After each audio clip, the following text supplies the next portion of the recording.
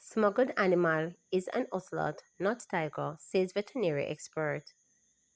Dr. Sophia, the Director of Veterinary Services in the Ministry of Agriculture, Fisheries and Mining, has confirmed that the smuggled animal, which is believed to be on the loose in the Black River area, is a wild cat called an ocelot, not a tiger cub.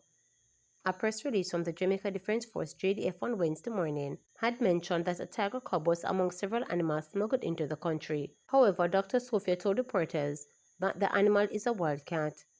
It is not a cub, it is an ocelot, which is also a wild cat. It is not native to Jamaica, and so whereas it may not be the size of a tiger, it is a wild animal and should be treated with the same precautions as any other wild animal that is not native to Jamaica, she told reporters. She said the most concerning factor regarding the ocelot is the uncertainty about its health. In that regard, what I am saying is we cannot currently verify the health status of this animal. We believe it is to be a young one, almost looking like a kitten, but it is still a wild animal and should be treated with care, with caution, with compassion, and if spotted should be turned over. We should be notified. The Veterinary Services Division, the police, NEPA, JDF, anybody from the listed agencies should be notified that this ocelot has been spotted, she noted. It is advised not to interact with the ocelot, not to harm the ocelot, to treat it as a species we know we have not allowed entry into Jamaica, and so as a precaution to ensure that they are treating it with safety, but reporting it so we can come and collect it, she noted. According to the Jamaica Defense Force, the Coast Guard intercepted a vessel off the south coast of Jamaica which was carrying 4 monkeys, 12 parrots, 1 tiger cub, and a quantity of marijuana. However, during processing at Black River, the white cat managed to escape containment and is now believed to be at large in the wider Black River area, the JDF noted. Maria Dean's cell was clean before my arrival, former Indicom investigator testifies. Molly Plummer, a former senior investigator at the Independent Commission of Investigations Indicom, who probed the Mardine case, told the Westmoreland Circuit Court that based on her observations of the Barnett Street Police Station lockup, where Dean was beaten, the crime scene was not properly secured. Completing her evidence in the trial of Corporal Elaine Stewart and constables Juliana Cleveland and Marlon Grant, who are charged in relation to Dean's death, Plummer told the court that she saw signs that the lockup may have been cleaned prior to her arrival on August 7, 2014, in contravention of the Indicom Act, which states that crime scenes must not be tampered with. In this particular case, based on the legislation, the scene was tampered with. To the time of my observation, the area where the incident took place was clean, said Plummer, responding to direct question from presiding High Court Judge Justice Courtney Day. Under cross-examination from defense attorney Martin Thomas, Plummer acknowledged that her forensic team arrived at the scene more than 24 hours after the incident, and that the scene would have been processed by forensics personnel from the Jamaica Constabulary Force. Meanwhile, the Westmoreland Circuit Court recalled forensics investigator detective Constable Ricardo Evans to the witness stand, where he outlined photographs of drainage pipes on the outside of the cell block where Dean was beaten with a red substance resembling blood beneath the outer ends of the pipe. He testified that he had swabbed the substance and sent the swab to the forensics lab. The case was adjourned for continuation. We see you and can find you.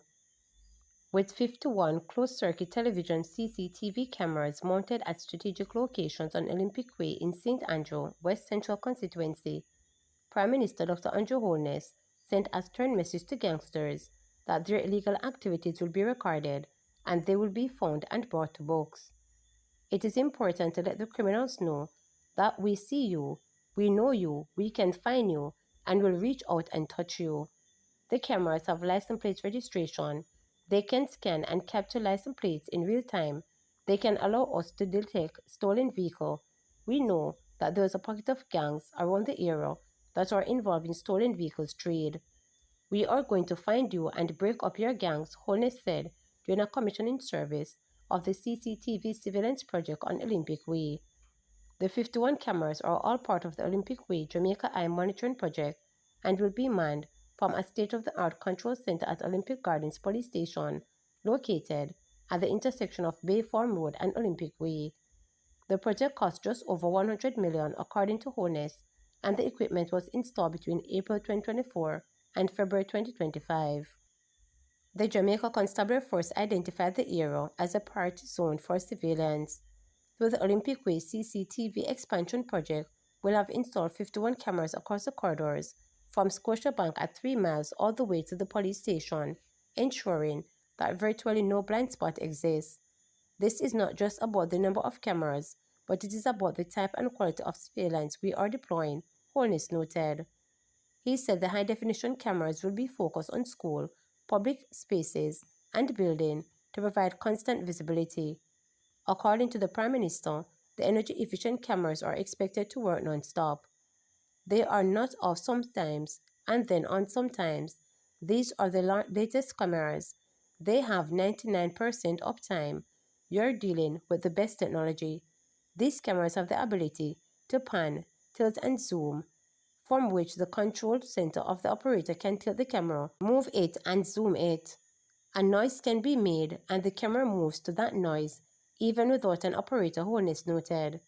He described Olympic Way as a critical corridor in the St. Andrew South Police Division, serving as a connector between the commercial center of 3 miles and the residential zones of Seaview Gardens, Tower Hill, and Waterhouse. This area hums with economic activity, pedestrian movement, and vibrant community life, but it faces unique challenges, especially as it relates to traffic safety. Sometimes this road is almost like a racecourse, public order with people parking anywhere, stopping anywhere, and blocking the roads. Those things have to be addressed. And then there is crime. Crime is not so much these days, but there is crime, Holness noted. He said the system is the first of its kind in Kingston and St. Andrew and will become the model for the wider Jamaica. It is the first full-scale, run-up installation in the corporate era under the Jamaica Eye National Security Surveillance Program, which aims to install 2,500 cameras across Jamaica over 3 years. This is a smart investment in our people's safety, and it is only the beginning. As you know, Cabinet has approved a strategic master plan of the expansion of the Jamaica Eye network. Already, 500 of those 2,500 cameras have been earmarked for Portmore, Old Harbour, Port Antonio. We are building out a national infrastructure of safety for all the people who are quick to retort. They are going to get cameras until they don't know what to do with it. Then you are going to hear the complaints that there are too many cameras. This government gets things done properly. With endurance, the Prime Minister noted. We started with Olympic Way, and it is going to be rolled out systematically across the island. The cameras installed here are not isolated. They are a part of the national grid. The footage can be accessed not only by officers here at Olympic Gardens, but also by police emergency control. This means improved coordination, faster response times, and better outcomes when seconds matter. This level of real-life integration is what modern policing demands, and we're equipping our officers not just with more tools, but with the right tools. The monitoring center here will be staffed by trained personnel guided by principles of privacy, Holness explained. He said, for as long as many Jamaicans have felt unsafe in shared environments, daunted by disorder, acts of violence, robbery, and extortion, acts which are often committed in plain view, undermining public confidence and hurting local economies. When fear drives away the public from public spaces, small businesses suffer, transportation system stalls, and social trust is eroded. I recall many years ago, and people who live in the area will know when the party man was killed.